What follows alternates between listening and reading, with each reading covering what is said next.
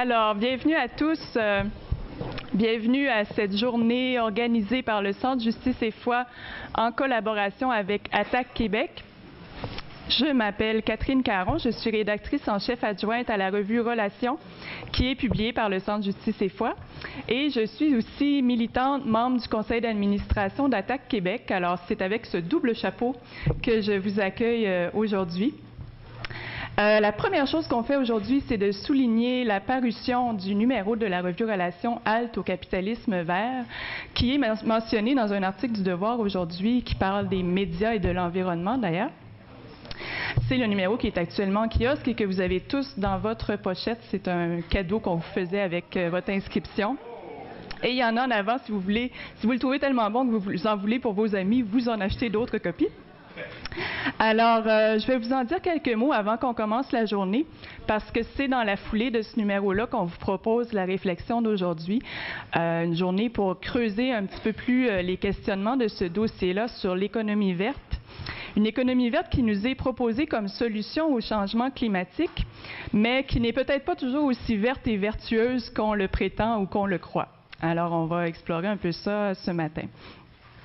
Cette semaine, dans le contexte de la marche Action Climat à Québec et du sommet des premiers ministres à Québec, il y a beaucoup été question de changement climatique, politique gouvernementale, marché du carbone, économie verte. On a beaucoup entendu parler de ça et notre objectif, justement, avec ce dossier qui tombe vraiment bien, c'est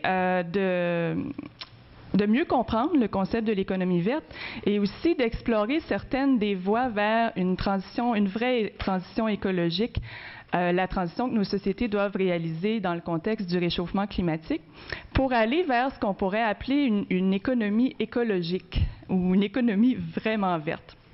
Alors, vous allez comprendre au fil de la matinée un peu qu'est-ce qu'il y a de pas tout à fait vert dans l'économie verte. Vous aurez compris aussi que quand on dit « halte au capitalisme vert », on laisse le lecteur penser par lui-même qu'on dit aussi « halte au capitalisme ». Nos sociétés ont du mal à l'admettre, mais les vraies solutions à la crise climatique et écologique, et on pourrait ajouter la crise sociale, la crise économique, etc., exigent de remettre en question le capitalisme, ce que dit avec éloquence Naomi Klein dans son dernier livre. La journée d'aujourd'hui est tout à fait dans la lignée de ce que Naomi Klein porte comme réflexion. Alors, dans notre dossier, il y a une entrevue avec Éric Pinault, qui nous démontre bien tout ça en nous parlant spécifiquement de l'économie verte au Québec. Alors, je vous la recommande, c'est excellent pour comprendre un certain nombre de choses, entre autres que, je vous mentionne un des points pour titiller votre curiosité, mais que ce sont les entreprises des sables bitumineux qui sont les premiers investisseurs dans les énergies vertes au Québec. Voilà qui pose question. Alors, vous allez en apprendre plus long en lisant l'entrevue. Notre dossier présente aussi les articles de Dominique Bernier, que vous allez entendre dans quelques minutes, de Maxime Combe, qui est le co-auteur du livre « La nature n'a pas de prix », que vous allez trouver à l'entrée si vous voulez vous le procurer, et de moi-même, qui permettent de mieux comprendre que nous sommes vraiment dans une étape de marchandisation de la nature, une nouvelle étape de marchandisation et de financiarisation de la nature qui nous éloigne souvent des solutions, des vraies solutions, et qui nous empêche de penser notre rapport au monde selon d'autres termes que ceux de la valeur économique. Donc, c'est de ça dont il est question dans ce débat-là. L'article de Molly Kane, c'est un court article qui nous montre un peu les conséquences du processus qui est en cours sur les pays d'Afrique. C'est quelque chose qu'on va aussi découvrir dans le film qui va vous être présenté ce matin. Et l'article d'Andrea Levy nous parle de géo-ingénierie. Il faut bien articuler quand on dit ce mot-là, qui est un peu cette croyance aveugle que les technologies vont nous sortir de tous les pétrins. Hein. Et on inventera toujours la nouvelle affaire qui va nous permettre de ne pas régler le problème, puis tout va bien aller. Alors, c'est un article très intéressant aussi. Face à tout cela, nous, on pense qu'il faut, entre autres, renouveler la démocratie et retrouver une éthique de responsabilité commune envers la nature pour vraiment être en mesure de protéger les écosystèmes et nos milieux de vie. À cet égard, c'est l'entrevue avec Gaël Géraud dans le dossier, qui est un économiste jésuite français, fort intéressant, qui nous parle des biens communs. Il va tout à fait dans cette réflexion-là sur cette éthique de responsabilité commune qu'il faut retrouver ou en tout cas créés. Et il y a aussi la réflexion de Jonathan Durand-Folco, qui est juste en avant ici, qui donne un atelier cet après-midi. Il nous parle de l'écosocialisme municipal, donc des initiatives ancrées localement qui nous permettent d'agir dès maintenant pour commencer à amorcer les transitions écologiques. Voilà.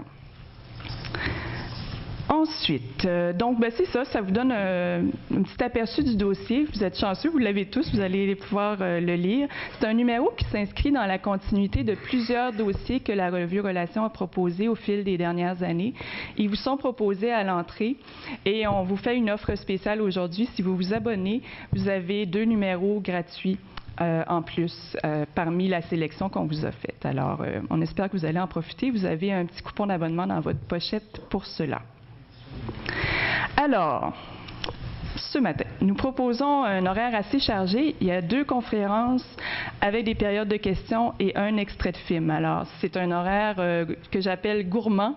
On a voulu vous proposer beaucoup de choses de manière assez généreuse, mais ça va nous imposer une discipline assez serrée. Je vais vraiment demander la collaboration des panélistes et de vous tous pour qu'on arrive dans notre horaire.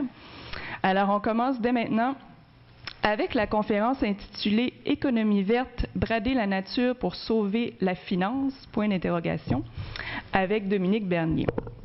Alors, je vous la présente en quelques mots. Dominique est militante écologiste et altermondialiste. Elle s'intéresse aux conséquences de la mondialisation et de la financiarisation de l'économie sur l'environnement et sur la société. Elle a travaillé plusieurs années aux Amis de la Terre de Québec, également à la Centrale des syndicats du Québec dans le domaine de l'environnement. Elle travaille actuellement à la Coalition pour que le Québec ait meilleure mine et elle est membre du CA d'Attaque Québec comme militante. C'est une fille bien occupée. Et elle signe dans le dossier de relations un texte au titre vraiment charmant « Quand les loups de la finance montrent patte verte ». Alors, place à toi, Dominique, tu as une trentaine de minutes.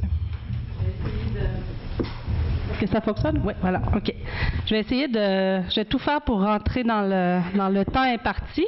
Ce ne sera pas facile parce que c'est un sujet qui est quand même assez vaste. Je ne prétends pas non plus faire le tour. Je vais essayer de faire un survol du sujet, mais vous comprendrez qu'il y a des éléments assez complexes. Donc, je vous invite à poursuivre les recherches par vous-même par la suite. Tout ce qui a trait à l'économie verte, au capitalisme vert qui est mis de l'avant par les grandes instances internationales est facile à trouver en ligne, donc pour quiconque s'y intéresse. Donc, je vous invite à poursuivre la réflexion de votre côté. Pour commencer, je trouvais important de faire un petit rappel historique, pas complet encore là, parce que ça a commencé bien avant 1972, mais disons à partir des années 70, moment qui correspond en fait à la prise de conscience de l'humanité face à la question environnementale, avec notamment le livre de Rachel Carson qui s'appelle toujours Silent Spring. C'est un livre qui montrait en fait les impacts dévastateurs de certains produits, comme notamment le DDT, sur la faune et la flore. Donc, à la suite de ce rapport-là, il y a le Club de Rome qui a commandé une étude pour essayer de faire le point sur la question. Ça a donné le rapport Halte à la croissance, qu'on appelle aussi rapport Meadows, du nom du chercheur qui a coordonné les travaux. Ce rapport-là remettait en question, vous le comprendrez comme son nom l'indique, la nécessité ou en fait la question de la croissance économique et aussi de la croissance démographique, en disant qu'il fallait que dans le fond la croissance démographique, il fallait s'y attarder si on ne voulait pas que ça devienne un problème éventuellement. Mais c'est l'aspect vraiment croissance économique qui était remis en question, qui était en fait qui a provoqué beaucoup de bouleversements. Là. Vous comprendrez que ce rapport-là n'a laissé personne indifférent et que plusieurs se sont empressés d'essayer de discréditer les travaux de ce chercheur-là, qui était pourtant de cette équipe de chercheurs, travaux qui sont pourtant, dont les conclusions sont encore pourtant toujours valides actuellement. Par la suite, en fait, en réaction à ce rapport-là, d'autres travaux ont été menés qui ont donné lieu au rapport Notre avenir à tous, mieux connu sous le nom de rapport Brundtland. C'est le rapport qui a popularisé le concept de développement durable. Donc, on voit ici que en ramenant le développement, on vient réhabiliter la croissance, parce que qui dit développement, la croissance est implicite, en fait, dans la question de développement telle que mise de l'avant dans le rapport Brundtland. Donc, c'était un recul par rapport aux recommandations du rapport Halte à la croissance, mais cependant, le développement durable tentait de mettre sur, en fait, en équilibre les questions sociales, environnementales et économiques. Donc, on ramenait un peu la croissance économique avec les questions sociales et environnementales. Pardon, je vais continuer l'historique un petit peu, c'est vrai. Par la suite, en fait, c'est ça, c'est lors du sommet de Rio de 92 qu'on a vu vraiment le concept de développement durable qui a été promu à sur l'ensemble de la planète, et on sait que, bon, ce concept-là, maintenant, un grand nombre de personnes sont familiers avec, et les gouvernements se le sont appropriés et l'ont peu à peu vidé de son sens aussi. Donc, concept qui était déjà à la base assez faible, assez peu propice pour régler les différents problèmes qu'on connaît, a été encore plus vidé de son sens. Et par la suite, en fait, en réponse à la crise économique de 2008, à la crise financière, je devrais dire, à la base, l'idée d'un Green New Deal a commencé à faire son chemin, c'est-à-dire l'idée de transformer l'économie pour la rendre plus verte. Et ça a été présenté au sommet de Pittsburgh en 2009. Et c'était une vision assez keynésienne, en fait, de l'économie verte qui était présentée, c'est-à-dire des investissements publics massifs pour faciliter une transition énergétique, notamment, et un nouvel aménagement du territoire.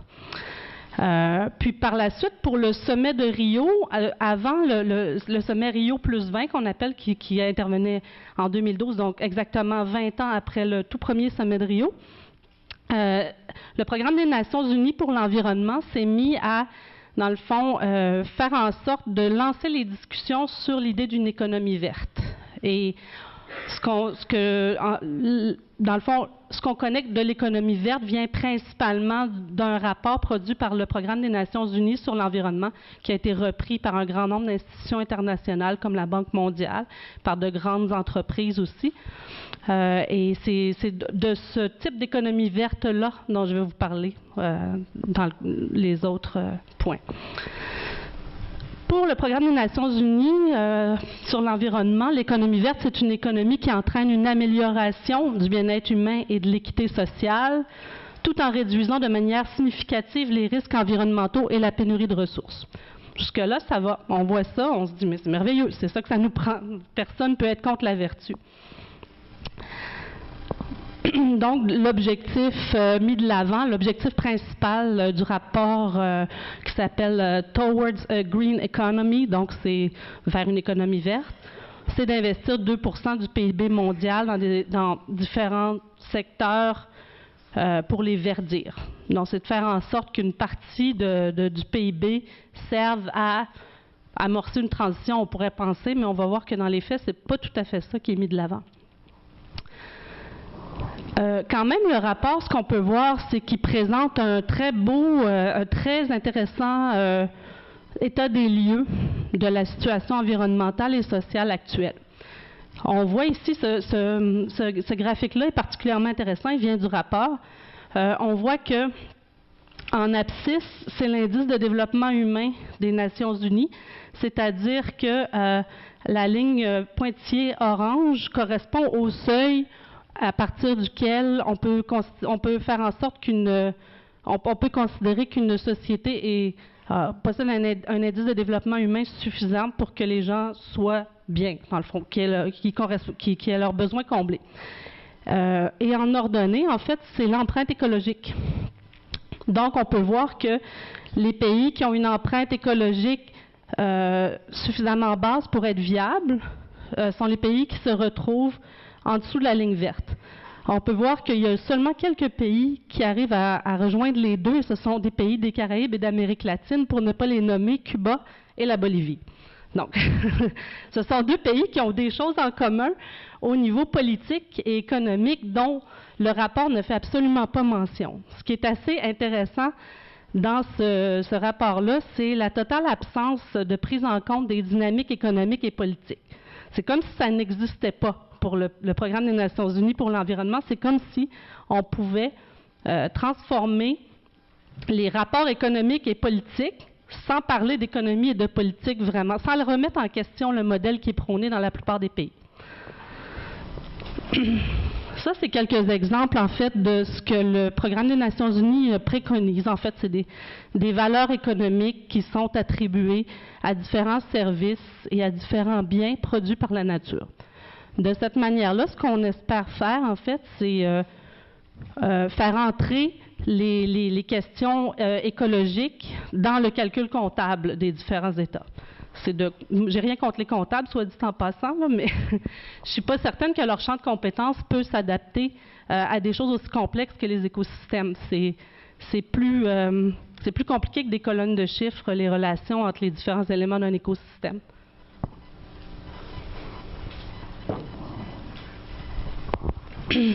Ça, c'est un petit exercice que j'ai fait. J'aime beaucoup faire ça quand j'ouvre un rapport qui comporte plusieurs centaines de pages. J'ai fait un décompte de certains mots-clés qui se retrouvent dans le rapport. On peut voir que le mot économie est présent un peu plus de 1000 fois, le mot croissance plus de 400 fois, le mot marché 400 fois, capital 375, finance 250, bénéfices, encore une centaine de fois. Nature, 70 fois. Écologie, 20 fois. Terre, 18 fois. Solidarité, 5 fois. Je trouve que c'est assez révélateur un peu de l'orientation du rapport qui est sous vraiment un vernis de vertu.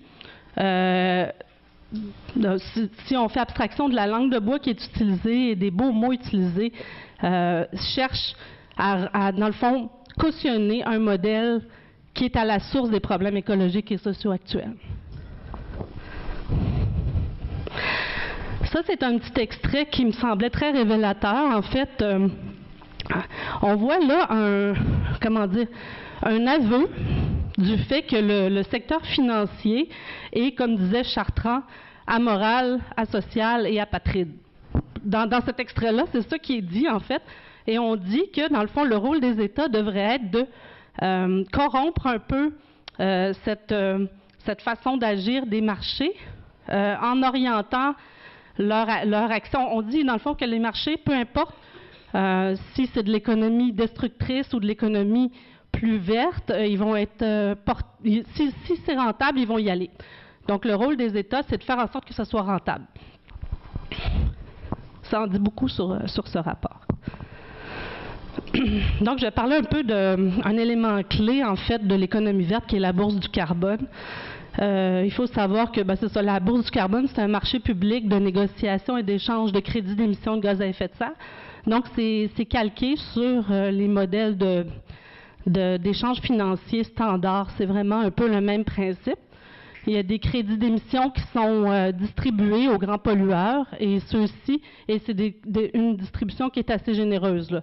Ils reçoivent des crédits gratuitement. Et si ils arrivent à ne pas tous les utiliser, ils peuvent vendre ce qui leur reste à d'autres entreprises. Donc, c'est ça un peu le principe. Et ils peuvent aussi acheter des crédits provenant de pays du Sud. De projets dans des pays du Sud qui supposément arrivent à être positifs, c'est-à-dire à capter plus de CO2 qu'ils en dégagent. La bourse du carbone, elle vient du protocole de Kyoto. C'est les mécanismes de flexibilité qui visaient à permettre, dans le fond, aux pays du Sud, essentiellement les mécanismes de flexibilité, ça visait à permettre aux pays du Nord de continuer à faire ce qu'ils font. C'est un peu ça. Et à remettre le poids du changement sur les pays du Sud en disant que ça va favoriser le développement, ça va les financer, etc. C'est un peu ça le prétexte. Et c'est vraiment calqué sur les mécanismes du marché.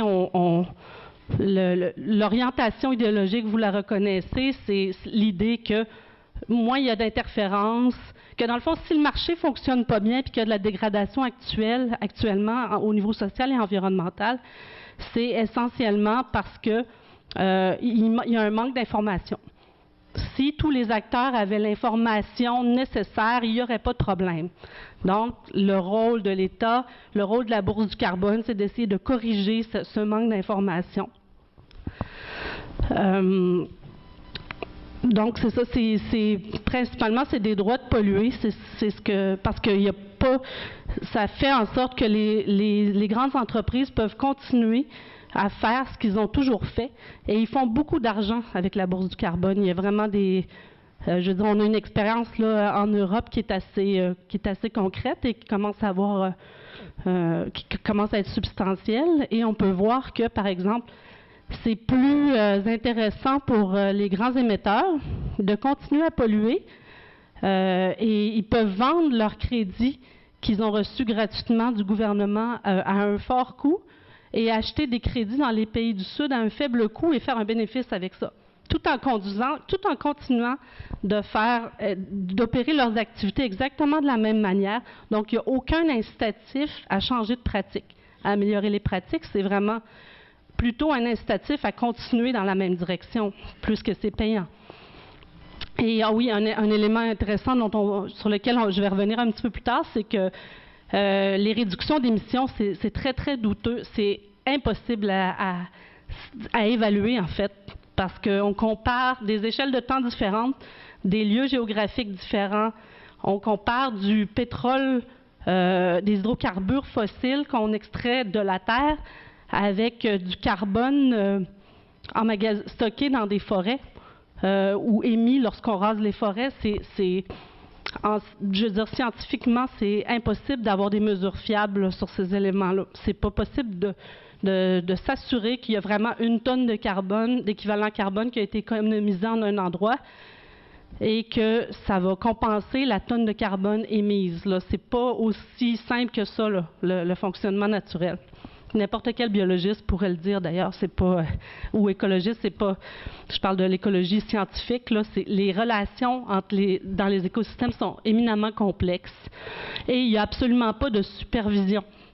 C'est-à-dire que l'ONU a une instance qui accrédite certains projets, mais vous comprendrez qu'il se base sur les données fournies par l'industrie, comme dans tout, comme quand on veut, comme par exemple ici, quand Santé Canada autorise un nouvel OGM, il se base sur les données fournies par l'industrie parce qu'ils n'ont pas la capacité, en fait, ils n'ont pas le financement adéquat pour faire le suivi eux-mêmes, les recherches eux-mêmes. Donc, c'est de l'autorégulation, encore une fois. Ça, c'est un graphique qui montre un peu la fluctuation des prix du marché du carbone européen depuis pour une certaine partie de son fonctionnement, un certain nombre d'années. On voit que c'est continuellement en baisse et à un certain moment donné, les crédits d'émission d'équivalent de la tonne d'équivalent carbone étaient pratiquement à zéro. Donc, il n'y a pas de grands incitatifs à cesser d'en émettre quand ça ne coûte rien d'en acheter. Les agrocarburants, en fait, font partie des différents projets qui sont éligibles très souvent à la Bourse du carbone. Bon, de prime abord, on peut penser que c'est intéressant parce que ça vient utiliser la biomasse pour produire des substituts de pétrole qui permettent de faire fonctionner des véhicules à moteur.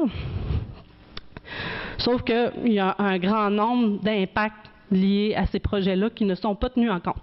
C'est un des aspects très, très problématiques avec la Bourse du carbone, c'est que, dans le fond, si on tient compte seulement des émissions de carbone, ça vient occulter tout le reste. Un projet peut être positif en termes d'émissions de carbone, c'est-à-dire peut émettre moins de carbone qu'il en accumule, sauf qu'il peut avoir des impacts sociaux et environnementaux très importants tout de même. Donc, on peut penser à de la pollution de l'eau, on peut penser même à d'autres polluants atmosphériques, donc de l'accaparement des terres, etc. Et les agrocarburants font partie de ce groupe de projets absolument pas écologiques. Donc, c'est des cultures, vous l'aurez compris, ce sont des monocultures industrielles, donc on parle de très, très grands espaces en monoculture, donc avec une seule variété végétale. très souvent génétiquement modifiés, donc qui va s'étendre à perte de vue et va engendrer un grand nombre de problèmes environnementaux, de la dégradation des sols, de la pollution de l'eau, autant l'eau de surface que l'eau souterraine, une perte de biodiversité incroyable, de l'érosion et bon, un grand nombre de problèmes pour les populations locales aussi. Bon, ce que ça provoque, en fait, la course vers les agrocarburants, c'est une ruée incroyable sur les terres agricoles. Il faut savoir que dans beaucoup de pays du Sud, notamment dans des pays africains, il n'y a pas de propriété de la terre. Donc, les gens vivent là depuis des centaines, voire des milliers d'années. Parfois, ils sont nomades. Ils ont un cheptel qui se déplace, qui vont suivre. Mais ce sont des terres qu'ils utilisent pour leur subsistance depuis très, très longtemps. Alors, quand des grosses entreprises arrivent dans ces pays-là, s'entendent avec le gouvernement, souvent en soudoyant, il ne faut pas se le cacher, il y a de ça aussi, pour s'approprier ces terres-là, c'est tragique là, pour les populations qui vivent là. Elles perdent leur accès à leurs moyens de subsistance principal. Donc, l'accaparement des terres, c'est ça que ça cause. Ça cause des gros problèmes de conflits d'utilisation de l'eau également, bien sûr, parce qu'on parle de pays souvent du Sud, souvent des pays arides. Donc, l'eau est précieuse et si l'agriculture industrielle nécessite une grande quantité d'eau, bien, ça vient causer d'énormes problèmes. Et en fait, même du point de vue des gaz à effet de serre, si on compte l'ensemble de la chaîne de production des agrocarburants, il n'y a aucun bénéfice, c'est-à-dire que ça produit plus de gaz à effet de serre. Et là, en déboisant, en fait, le calcul qui est mis de l'avant, c'est qu'une forêt mature, ça ne capte presque plus de carbone. Donc, on peut la couper. Mais dans les faits, la forêt, c'est pas juste le carbone accumulé, il y a une valeur culturelle, il y a une valeur écologique de régulation de l'eau, il y a un paquet il y a une valeur beaucoup plus importante que le carbone qui a été capté. Donc, c'est une augmentation des gaz à effet de serre. Les personnes pauvres, bon, je le disais, perdent leurs moyens de subsistance. Donc, ça fait des paysans sans terre, ça fait des paysans qui vont se retrouver dans les villes et dans une situation de pauvreté extrême. Et bon, là, les expulsions violentes de paysans, je pense que le film d'Amy Miller, dont on va voir des extraits tantôt, en montre des exemples très, très concrets. Il y a les compagnies multinationales qui s'accaparent les terres pour produire des agrocarburants, vont souvent engager des milices pour s'assurer de mater les conflits avec les paysans locaux qui ont perdu leurs terres et qui ont bien raison de se révolter, mais en général. Donc, ça occasionne de la violence là, incroyable dans les pays concernés.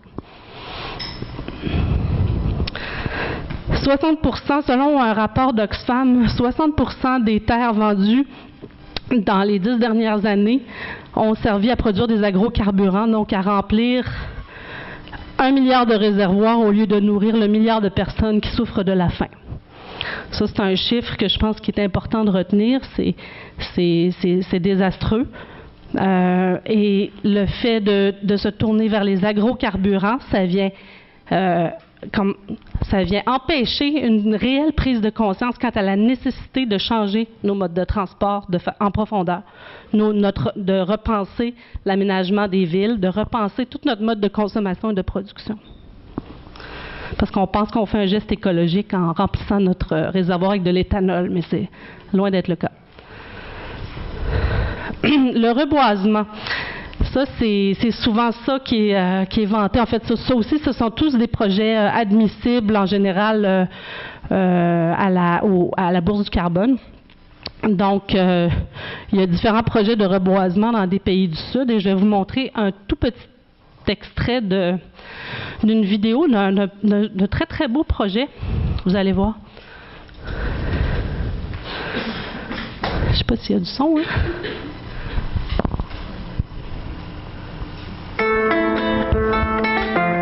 Africa, land of breathtaking beauty, extraordinary people, culture, history.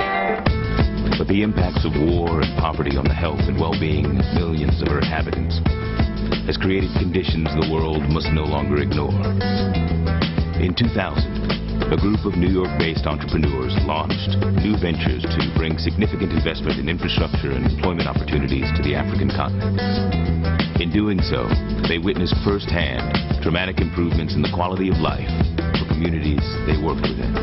These experiences inspired the creation of All for Africa, a not-for-profit enterprise with the goal of the sustainable development of social infrastructure necessary to improve lives. Sustainable, able to be maintained, exploiting natural resources without destroying the ecological and social balance of an area.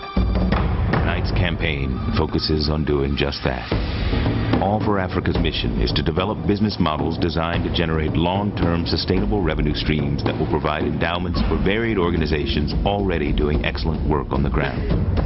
And tonight, All for Africa is launching its first such program, the Palm Out Poverty Initiative. The goal of Palm Out Poverty is to plant 1 million oil palm trees on approximately 17,000 acres of African soil. Once mature, these trees will yield more than 300,000 barrels of palm oil each year for a period of more than 30 years. They will generate more than $750 million of revenues over their lifetime, while absorbing more than 28 million tons of carbon dioxide annually.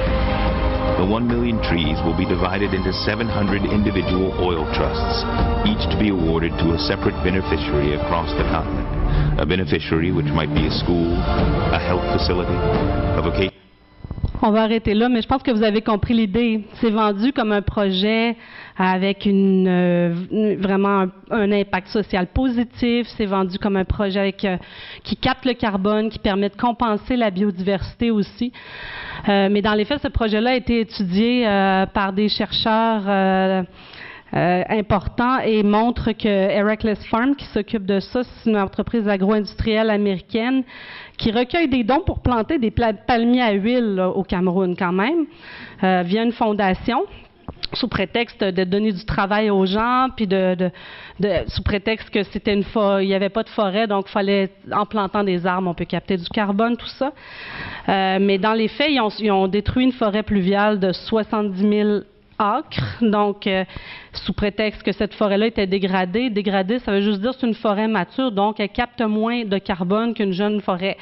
Mais ils ont empêché l'accès à la population qui se servait de cette forêt-là pour sa subsistance, en plus d'occasionner un paquet d'autres impacts et d'empêcher les gens d'y accéder manu militari.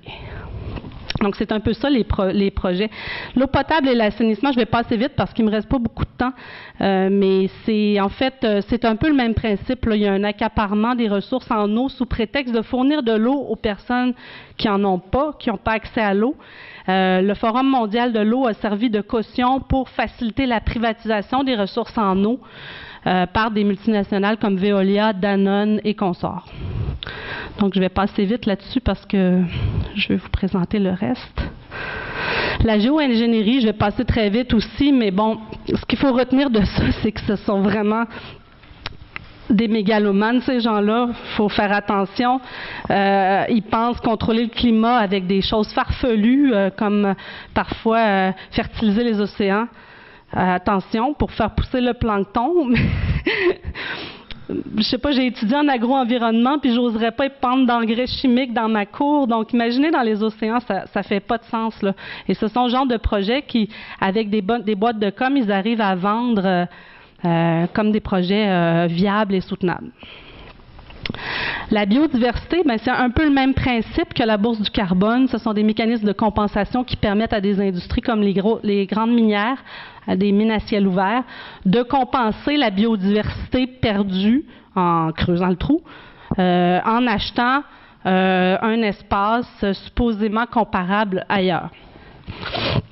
Ça donne le feu vert à des projets destructeurs qui le gouvernement va accepter beaucoup plus facilement des projets quand il y a des mécanismes de compensation comme ça. C'est transigé sur les places boursières, donc il y a beaucoup de spéculation associée à ça. Et dans les faits, ça fait encore en sorte de retarder la prise de conscience sur le fait que notre mode de vie n'est pas soutenable tel qu'il est, que l'extractivisme doit être pensé, doit cesser. Puis ça devient payant de détruire des milieux naturels parce qu'en fait, plus ils sont rares, plus ils ont de la valeur. Le merveilleux monde du marché. En conclusion, très très rapidement, bon, vous l'aurez compris, l'économie verte accélère la privatisation de la nature de plein de manières en la faisant entrer dans les mécanismes des marchés financiers. Dans le fond, c'est pas possible de combiner la croissance économique et la protection de l'environnement dans une économie capitaliste. Il y a trop de contradictions. Ça va à l'encontre des contradictions du capitalisme qui disent que, dans le fond, ça prend toujours plus. Il y a une appropriation des moyens de production, une appropriation de la nature qui doit se faire pour s'enrichir, et la protection de l'environnement et la protection de la société vont demeurer des obstacles. C'est inhérent au capitalisme, en fait. Et l'économie verte fait totale abstraction des relations de pouvoir et de domination qui s'exercent dans le monde. On l'a vu par quelques exemples. Vous allez aussi le voir dans le film d'Amy Miller. Et favorise, comme toujours, parce que c'est du capitalisme, favorise la concentration et la centralisation des moyens de production. Donc, on vient empêcher, en fait, des activités qui ont un impact positif sur l'environnement pour les remplacer par d'autres activités basées sur des technologies nouvelles, supposées être efficaces, mais qui, dans les faits, ont un impact très, très négatif. Un des plus grands impacts, je pense, c'est que l'économie verte annule le débat politique, nous empêche de penser en dehors du cadre du néolibéralisme, nous empêche de remettre en question fondamentalement les causes profondes de la dégradation actuelle, tant au niveau social qu'environnemental. Parce qu'on nous présente cette solution-là comme la seule qui peut marcher, en disant qu'il faut absolument, on a besoin des marchés financiers, on a besoin de l'industrie pour faire la transition. Mais ce sont toujours les mêmes problèmes. Elle favorise, bon, ça je l'ai dit plein de fois, les instruments de marché pour résoudre les crises. On pense que c'est absolument fallacieux de penser que ces instruments-là peuvent avoir un quelconque impact positif. Et elle est socialement et spatialement exclusive dans le sens que, dans les faits, ce qui se passe, c'est une délocalisation de l'impact écologique vers les pays du Sud et vers les classes les plus pauvres, qui sont souvent les mêmes. Donc, c'est pas au niveau social, il y a vraiment un problème, et au niveau environnemental aussi. Petite citation d'Albert Einstein que je trouvais à propos: on ne résout pas les problèmes avec les modes de pensée qui les ont engendrés. Donc, c'est vraiment un peu le problème avec l'économie verte. On nous dit que ceux qui ont causé le problème vont servir à le résoudre, alors que c'est, selon moi, absolument faux. Alors, pour les prochaines 30 minutes, Roger, la parole est à vous. Merci beaucoup. C'est avec plaisir que je suis ici avec vous pour discuter de ces questions très importantes. Alors, Dominique, je pense, a très bien placé la table en faisant une critique de l'économie verte. Ce que je vais tenter de faire avec vous, c'est dégager un peu les différents scénarios de transition écologique. Depuis quelque temps, je vous dirais 2-3 semaines, le débat s'accélère au Québec sur la question de la transition écologique. Il y a 2 semaines, un manifeste a été publié qui s'appelle Les Clans Globales. Très intéressant dans ce manifeste-là, signé par plusieurs personnalités québécoises. Premièrement, on parle très concrètement de l'importance de sortir du pétrole et donc d'arrêter toute forme d'exploitation des hydrocarbures au Québec et surtout de s'opposer aux pipelines. Mais aussi, on met là-dedans le concept d'une transition écologique, mais une transition écologique équitable. Intéressant. Sur ce arrive il y a quelques jours la conférence des premiers ministres sur l'environnement. Et là, bien sûr, on parle de transition énergétique et on nous dit 2 choses. La très grande avancée qu'au fond les premiers ministres, c'est qu'ils annoncent que l'Ontario s'est joint au marché du carbone lancé par le Québec et la Californie. Et ceci est fantastique parce que ça va permettre au Québec d'avancer dans la transition énergétique et à l'Amérique du Nord d'avancer dans la transition énergétique. Dominique a fait une bonne critique des marchés du carbone, mais c'est important de voir les contradictions et l'hypocrisie qui soulignent cette soi-disant transition énergétique. C'est qu'au même moment, Couillard ne se gêne pas d'annoncer un renouveau du plan Nord. avec l'exploitation encore plus forte des mines au Québec. Et bien sûr, il ne s'oppose pas, mais pas du tout, au transport du pétrole sale de l'Alberta à travers le Québec. Il est pour les pipelines. Donc vous voyez un drôle de scénario se dégager de la part des premiers ministres. On parle de transition énergétique, mais on accélère les hydrocarbures, on accélère le transport des hydrocarbures, on accélère le développement minier, et bien sûr on propose les marchés du carbone comme façon de transitionner vers une autre économie. En même temps, vous avez entendu parler bien sûr de la marche qu'il y a eu à Québec, la marche Action Climat. Très intéressant, le lendemain de la marche, il y a eu un forum organisé à Québec, convoqué surtout par Greenpeace et la FTQ, auquel se sont joints la CSN, le CTC, qui est la Grande Confédération syndicale canadienne, la QLPA, Équiterre, et une série d'autres groupes, y inclut ECO, dont ces étudiants contre les oléoducs, n'est-ce pas? Et ce qui est très intéressant, c'est que cette conférence-là parlait ouvertement d'une transition énergétique, de l'importance d'avoir une transition équitable qui crée des emplois verts, mais on a vu se dégager quelques opinions, sinon divergentes, du moins différentes. Par exemple, nous avions des gens comme M. Sean Sweeney de Cornell aux États-Unis, de l'Université Cornell, qui lui avançait un projet de critique des marchés privés dans toute transition vers une autre économie, et disait il faut cesser d'avoir l'illusion de s'appuyer sur les marchés privés et sur la financiarisation comme moyen de passer à une société décarbonée ou une société sans hydrocarbures. La même critique a été reprise par M. Tony Clark de l'Institut Polaris, dans les mêmes termes. Par contre, il y avait d'autres intervenants, je vous dirais notamment les grandes organisations vertes, qui, tout en appuyant le concept de transition écologique, sont d'accord avec les marchés du carbone. Et même le lendemain, c'est-à-dire lundi de cette semaine, il y a eu une conférence appelée Switch. Essentiellement, c'est quelque chose organisé par Équiterre, dans lequel on tente de mettre les organismes verts, certains syndicats, et de grandes corporations dans une discussion sur une façon de transitionner vers une autre économie. Vous voyez donc deux appréciations différentes de ce que veut dire la transition écologique. Et sur ce, j'arrive à Tunis. Bon, le Forum social mondial a eu lieu à Tunis il y a à peine 3 semaines. Il s'est terminé. Et l'Assemblée des mouvements sociaux a adopté une déclaration très intéressante. Il y a tout un paragraphe sur la question des changements climatiques. Qu'est-ce que le Forum social mondial de Tunis dit? Il dit, dans la lutte contre les changements climatiques, il faut rejeter la notion d'économie verte. Donc la notion d'économie verte développée par le programme des Nations Unies dont Dominique a parlé ce matin, appuyé par la Banque mondiale. Et il dit notamment, nous devons rejeter les marchés du carbone, la géo-ingénierie et toutes les fausses solutions comme façon de sortir du système actuel. Et surtout, il lance un appel à la mobilisation des mouvements sociaux sur les questions environnementales, avec comme objectif la conférence des Nations Unies qu'il y aura à Paris au mois de décembre, qu'on appelle dans le jargon COP21, qui doit tenter de reprendre la discussion internationale sur comment combattre les changements climatiques. Mais ce qui est très intéressant, et le Forum social mondial de Tunis a tenu, je vous dirais, minimum une 40aine d'ateliers sur la question, sinon plus, et quelques assemblées de convergence. Ce que dit le mouvement altermondialiste, c'est que cette conférence-là, qui va être tenue à Paris dans quelques mois, aboutira à 2 choses.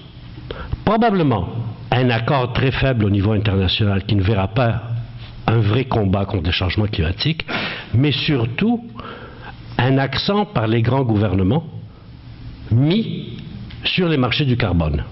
Bonjour Couillard, bonjour Ontario, bonjour Californie.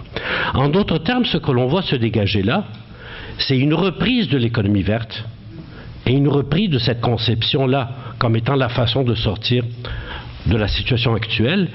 Et le Forum social mondial de Tunis rappelle le grand slogan de 2009, « Change the system, not the climate », changer le système et non le climat. Et donc on voit se dégager, je vous dirais globalement, 3 scénarios de transition. Donc aujourd'hui, quand on parle de transition écologique, je pense qu'on est en droit de se dire quel type de transition, quel scénario. Et quand on parle de 3 scénarios, bien sûr vous allez me dire, bon, c'est quoi la question stratégique? À quel scénario on s'oppose? Avec quel scénario on s'allie? Est-ce possible de s'allier avec certains scénarios ou pas? Et c'est ce que je vais essayer de toucher ici, et je vais tenter d'atterrir sur le Québec. Si on n'a pas le temps, on continuera plus tard, mais au moins je vais essayer de poser les grandes questions. Donc, le premier scénario qui se dégage, je vous dirais, c'est le scénario dominant aujourd'hui. C'est le scénario principalement néolibéral, défendu par les grands gouvernements, les grandes compagnies, ce qu'on appelle l'économie verte. La financiarisation de la nature, les marchés du carbone, non pas restreindre l'exploitation des hydrocarbures, mais opter par le biais du marché d'arriver en sorte qu'on s'éloigne des hydrocarbures et que l'on développe les énergies renouvelables. Et la contradiction la plus claire se trouve dans la position de la Banque mondiale. Le président de la Banque mondiale, depuis 2 ans, ne fait que répéter à chaque occasion, surtout dans les grandes conférences internationales sur l'économie à Davos, et dernièrement en préparation à la conférence de Paris, en disant, écoutez, la Banque mondiale est pour la transition vers une autre économie décarbonée. Je critique le fait que les gouvernements à travers le monde mettent des milliards dans le développement des hydrocarbures. On devrait cesser de financer ces grandes compagnies-là ultra riches et commencer à mettre plus d'accent, plus d'investissement dans les énergies renouvelables. Mais le problème, c'est que la Banque mondiale elle-même fait le contraire. Exactement le contraire. Alors qu'un de ces comités a dit qu'il fallait que les grands fonds de la Banque mondiale commencent à être mis dans d'autres choses que le développement des hydrocarbures, les dirigeants de la Banque mondiale, dont le président dit « Oh là là là là là là là, faut pas quand même trop critiquer les politiques d'investissement. Oui, on va développer des barrages ici et là. On va développer peut-être des centrales basées sur le charbon. Ici et là, nous allons investir de l'argent dans tel ou tel projet de développement des hydrocarbures. Mais à long terme, vous allez voir, si on prend les bons moyens, comme le marché du carbone, comme certaines taxes sur le carbone, on sortira du problème. » Donc c'est le premier grand scénario, le scénario néolibéral, l'illusion de sortir du système actuel par la financiarisation. Donc en d'autres termes, on dit, écoutez, ceux qui sont responsables du dégât peuvent nous sortir du problème dans lequel on est. J'ai utilisé un peu l'image, c'est en fait donner au pyromane en chef, le responsable des incendies, la clé de la caserne en lui disant « Bon, tu as été pyromane jusqu'ici, mais maintenant tu vas nous aider à combattre les incendies. » Effectivement, c'est un scénario désastreux et on voit qu'on ne va pas vers une solution, mais au contraire, avec ce type de scénario-là, c'est l'aggravation de la situation actuelle. Premier grand scénario. Le deuxième scénario est un scénario un peu plus complexe, mais je pense que Dominique a commencé à en parler. C'est ce qu'on appelle le Green New Deal. Bon, le Green New Deal, c'est quoi? Je pense que Dominique l'avait mentionné. C'est la tentative de dire on peut sortir du système actuel par le développement des investissements publics, par le développement de l'État social, par le développement du keynésianisme. Mais ce qui est très important dans ce scénario-là, et c'est ce que je voudrais parler avec vous très rapidement, c'est que l'on conçoit dans ce scénario-là qu'il doit y avoir un compromis avec les tenants des grandes corporations, avec finalement ceux qui dominent au niveau du capitalisme mondial. Et ça a été explicité dans un livre très intéressant qui s'appelle Un Green New Deal, écrit par un économiste français du nom d'Alain Lipietz. Ce qui est très intéressant chez Lipietz, c'est que non seulement il a été un député vert en Europe, mais Lipietz est un économiste radical, ou qui était radical dans les années 70 et 80, qui a développé à l'époque ce qu'on appelle l'école de la régulation. Et dans son livre, il fait une critique très pointue et très importante de ce qu'elle appelle le libéralisme productiviste, en d'autres termes le néolibéralisme, et l'accent mis sur la croissance à tout casser. Il parle de l'importance de contrer la puissance financière, il parle de l'importance de contrer les compagnies, il met l'accent sur l'État et sur la sortie des hydrocarbures par le biais des investissements massifs dans la création d'emplois verts et la création d'énergies renouvelables, mais il dit nous devons faire un compromis avec les puissances actuelles. Alain Lipiette était au Québec il y a 2 ans et demi. Il avait été invité par la Caisse d'économie solidaire, puis j'avais eu l'occasion de lui poser quelques questions. Puis sa réponse est la suivante. Je conçois qu'à long terme, le capitalisme n'est pas une solution. Je ne suis pas leurré par les prétentions du capitalisme, mais si nous sommes réalistes, et il faut quand même être réaliste, le monde ne peut pas attendre 20, 30, 40 ans que l'on puisse sortir du système, il faut faire certains compromis et trouver une façon, en fait, de conclure des accords avec les dominants pour tenter d'améliorer le système.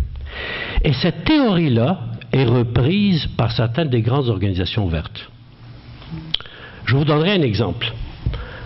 À la conférence de Davos, pas cette année, mais l'année dernière, le coordonnateur international de Greenpeace, qui est un militant sorti de la lutte anti-apartheid, très respecté au niveau mondial, et qui a gagné ce respect-là, a avancé la théorie suivante. Il dit, il y a des secteurs économiques sales et des secteurs économiques propres. Il y a des grandes corporations sales, notamment celles qui sont dans les hydrocarbures, et des grandes corporations propres, Internet ou autre chose. Et nous devrons tenter de nous allier avec le secteur propre pour combattre le secteur sale.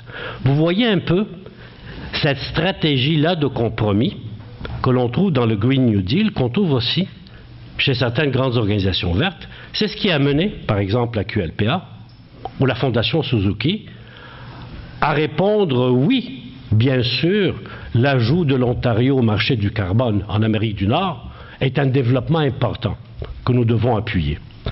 Alors c'est cette idée-là dans le Green New Deal qui est dangereuse. Arrivons au 3e scénario et voyons qu'est-ce que l'on peut faire en termes de stratégie. Le 3e scénario, je l'ai dit tantôt, on l'a vu confirmé à Tunis, mais il s'est développé depuis quelques années dans la foulée du mouvement altermondialiste. Et en fait, Naomi Klein, on a parlé est celui qui vient de se terminer maintenant en 2015.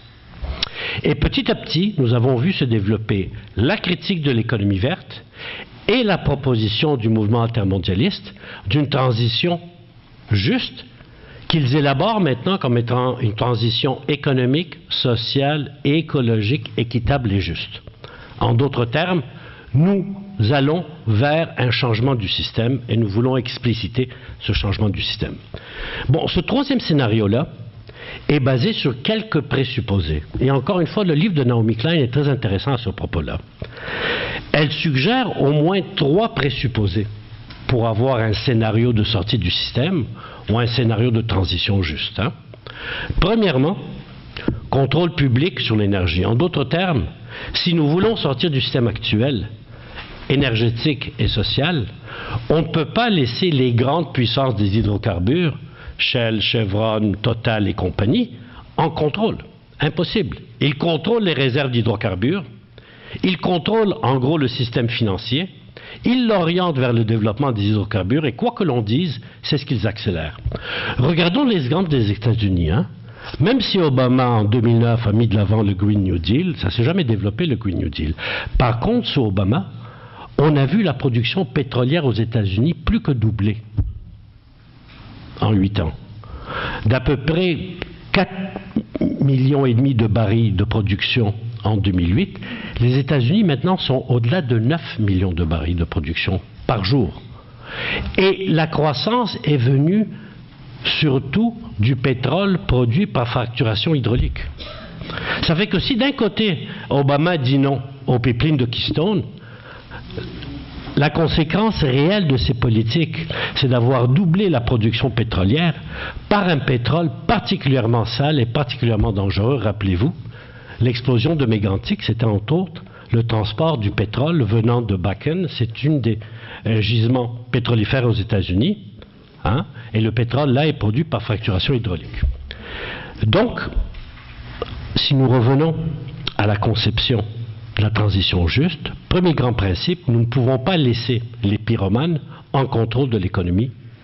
Donc, éventuellement, un programme de nationalisation de l'énergie et un programme de réinvestissement vers les énergies renouvelables qui amène le deuxième présupposé, qui est un contrôle du système financier. Si les grands alliés des hydrocarbures, ce sont les grandes banques, et si vous faites la liste des gros investisseurs dans les sables bitumineux, c'est Total, Chevron, Exxon, Mobil, etc.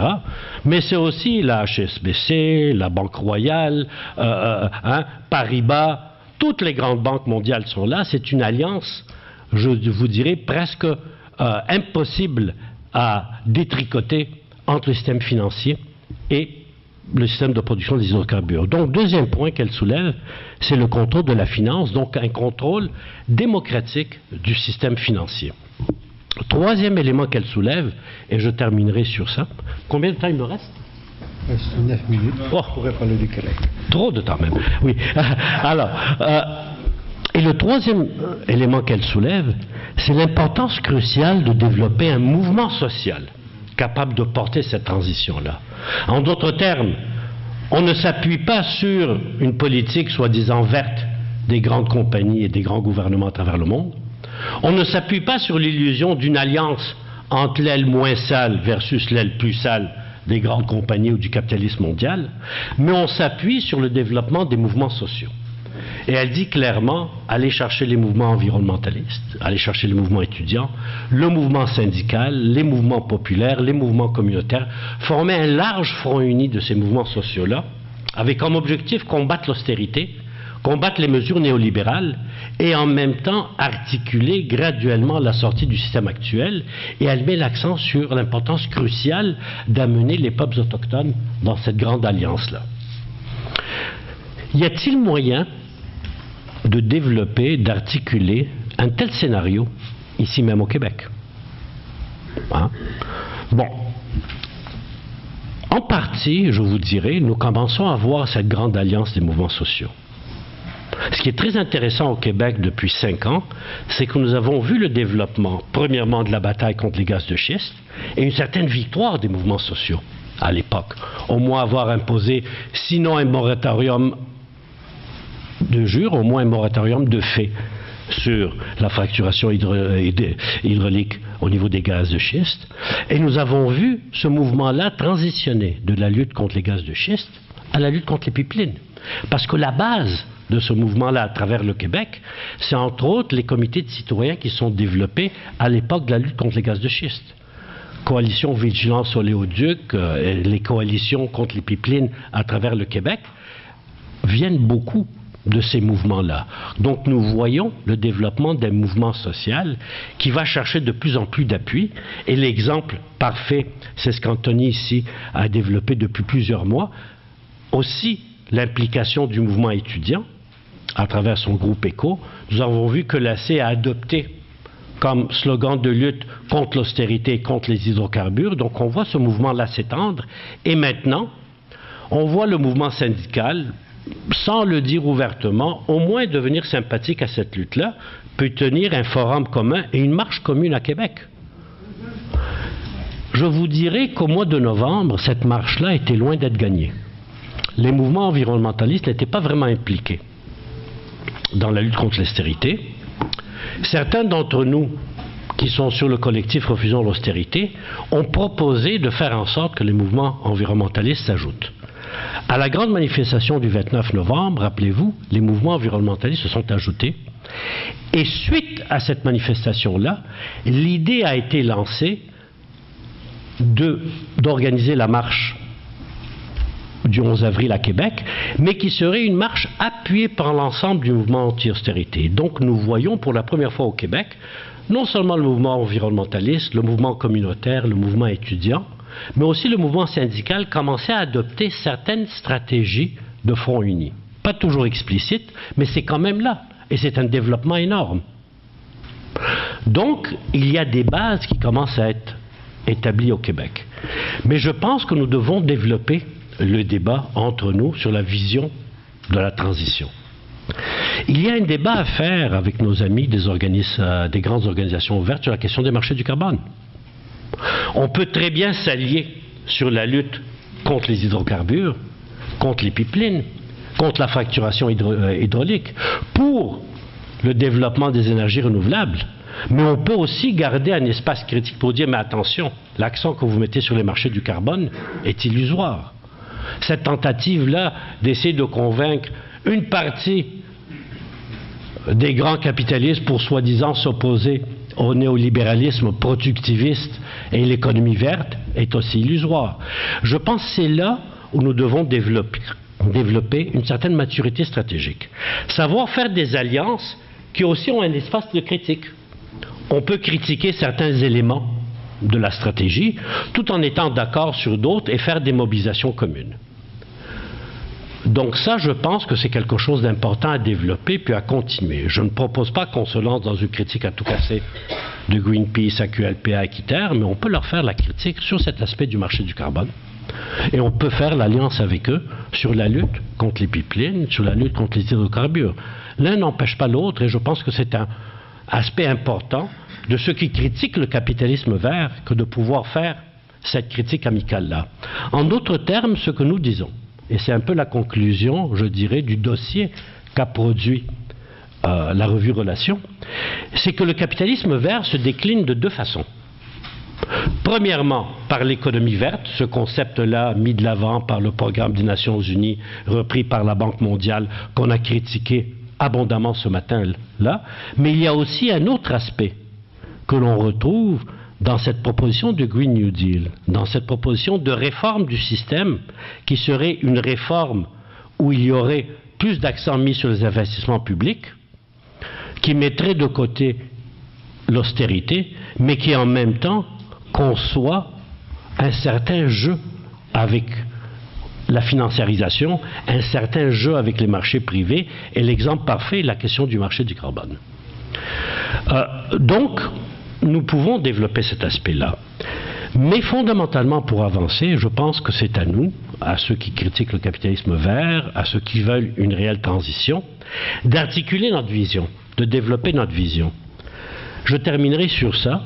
Certains éléments intéressants se retrouvent dans le programme de Québec solidaire.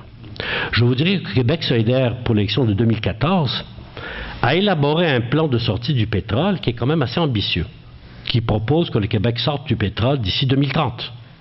Il propose un programme d'investissement de 20 milliards de dollars sur les 5 prochaines années. Il propose de mettre l'accent de 2015 à 2025 sur l'électrification des transports publics, en disant que 47% des émissions de gaz au Québec proviennent du secteur du transport. Électrifions ce secteur-là, développons les transports publics électrifiés, développons les transports publics tant au niveau urbain qu'au niveau interurbain, et nous ferons un pas énorme vers la réduction des gaz à effet de serre et le début d'une transition. Et je pense que Québec solidaire commence à articuler dans ce programme-là l'importance d'une transition équitable, d'une transition sociale, d'une transition qui ne fait pas mal aux plus vulnérables, mais qui en fait nous permet d'avancer vers une société plus juste et équitable. Mais je pense qu'il reste à développer. Je pense qu'il est important que nous tous et toutes, tant du mouvement environnemental que du mouvement communautaire, que des progressistes dans tous les secteurs, investissent ce débat-là et le développent. Et développent avec cela, je vous dirais, une stratégie plus concrète de lutte au changement climatique. Que pouvons-nous faire dans les grandes villes? Que pouvons-nous faire au niveau de Montréal? Quel est le plan d'électrification au niveau des transports urbains à Montréal? J'en ai pas vu beaucoup. Je pense que j'ai vu quelque chose qui parlait en 2025, donc dans 10 ans, d'un début d'électrification du transport public. C'est loin d'être ambitieux, disons. Donc je pense, et là peut-être notre ami Jonathan pourra nous parler quand il parle un peu plus de l'écosocialisme au niveau municipal, quels sont les éléments de transition sur lesquels nous pouvons développer des stratégies locales, des stratégies régionales. Donc, on peut avoir une stratégie nationale, mais quelles sont aussi les stratégies régionales et municipales sur lesquelles nous pouvons nous unir? Quelles sont les batailles, aussi importantes et cruciales que soient les batailles contre la fracturation hydraulique ou contre les pipelines, mais quels sont aussi les éléments de stratégie sur lesquels on peut s'unir au niveau régional et local? Comment faire en sorte que nous avançons vers un système de transport public plus efficace, moins cher, plus électrifié? Quels sont les investissements au niveau des énergies renouvelables que nous pouvons faire non seulement au niveau national, mais au niveau régional et local. Quel est le rôle du municipal? Jonathan a quelques expériences intéressantes dont il pourra nous parler, venant d'Europe, par exemple. Donc, je terminerai sur cela. Nous avons vu qu'il y a diverses conceptions de la transition écologique. Nous avons vu qu'il y a une conception qui est en fait celle néolibérale dominante qui doit être combattue. Nous avons vu qu'il y a le début d'une formulation d'une transition juste, écologique et sociale, en grande partie portée par le mouvement altermondialiste et les mouvements sociaux, et qu'il y a une transition ou un scénario de transition qui s'appelle le Green New Deal, avec lequel nous pouvons faire certaines alliances, mais avec lequel nous avons certaines différences. À partir de ces éléments-là, essayons tous ensemble, et je ne le ferai pas aujourd'hui, de développer tant des stratégies au niveau du Québec qu'au niveau régional, qu'au niveau municipal, et ainsi unir nos forces et avancer vers une vraie transition. Merci. Merci. En fait, ce que je voudrais dire, c'est que pour plusieurs d'entre vous, sûrement que les informations qui vous ont été transmises au cours de cette journée peuvent vous paraître assez déprimantes. Quand on entend en fait tout ce qui se passe, quand on prend conscience de l'ampleur de ce qui est en train de se passer, on peut avoir envie de baisser les bras parce que, effectivement, il y a des forces en puissance qui sont assez impressionnantes. Mais je pense que c'est bon d'essayer de prendre du recul face à tout ça, parce que se laisser abattre, c'est certainement pas la solution. Puis quand on prend du recul, on se rend compte qu'en fait, ces forces-là sont pas nouvelles. Lors de mon bref passage dans le milieu syndical, j'ai eu la chance immense d'avoir un genre d'exposé sur l'histoire du syndicalisme qui m'a beaucoup impressionné, qui m'a fait prendre conscience qu'en fait, il y a eu des luttes immenses qui ont été menées dans des conditions bien pires que celles qu'on vit actuellement. Bon, je ne parle pas de la question écologique, bien sûr, mais de la question sociale. Il y a des gens qui ont lutté terriblement pour obtenir des avancées, et ces avancées-là, ils les ont eues. Et les forces en puissance, c'est exactement les mêmes que celles contre lesquelles on se confronte aujourd'hui. Je pense notamment à un exemple précis.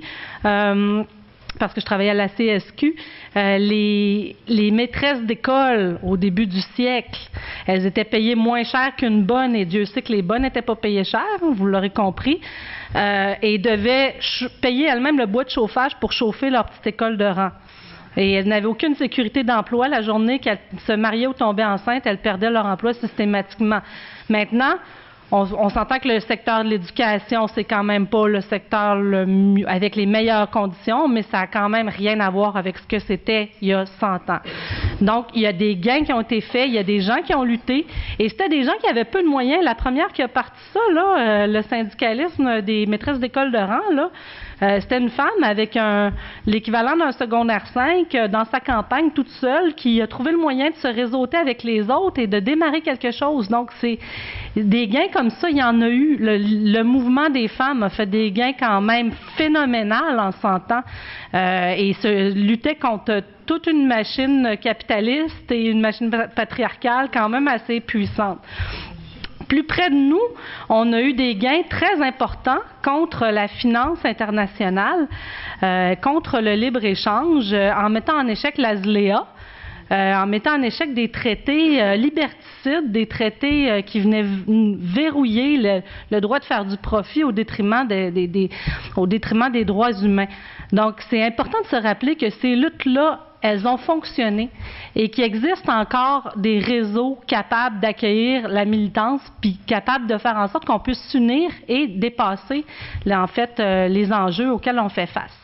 J'en cite quelques-uns, mais je pense que ce qui est important de retenir, c'est que chacun doit agir en fonction de ses intérêts et de ses capacités. Tout le monde ne pourra pas écrire un essai économique, par exemple. Mais tout le monde ne peut pas non plus peindre un tableau, écrire une chanson inspirante. Chacun a ses forces, puis on doit agir en fonction de nos forces puis de nos centres d'intérêt. Puis si chacun agit dans son champ d'action, je pense qu'on peut, tous ensemble, la synergie de tout ça est plus que la somme des parties. Ça donne un mouvement qui peut être assez impressionnant. Donc, il y a des mouvements prêts à vous accueillir, comme Attaque Québec, qui, si la question qui vous intéresse, c'est la question de la lutte contre le néolibéralisme, contre les paradis fiscaux, etc., le Attaque Québec, c'est son mandat. Il y a les villes et villages en transition, dont je parlais un peu dans l'atelier auquel j'ai participé. C'est un mouvement vraiment grassroots, comme on appelle. C'est un mouvement citoyen qui vise à faire changer les choses par des initiatives locales. Il y a le mouvement de la décroissance conviviale, du Buen Vivir, la Via Campesina, qui a plein de belles initiatives. Il y a toutes sortes de mouvements comme ça qui ont chacun leur mode d'action et qui se réunissent. Et par leur réunion, je pense qu'on peut avoir vraiment des changements positifs, tant du point de vue de la société que de l'environnement. Et oui, il y a urgence d'agir, mais bon, dans l'urgence, c'est souvent là où, en tout cas, je parle pour moi, là, mais souvent dans l'urgence qu'on obtient les meilleurs résultats aussi. Fait que des fois, il ne faut pas se décourager par l'urgence qu'il y a à agir. Il faut juste le faire jour après jour. Il faut faire ce qui doit être fait au meilleur de nos capacités. Puis je pense qu'ensemble, on peut réussir.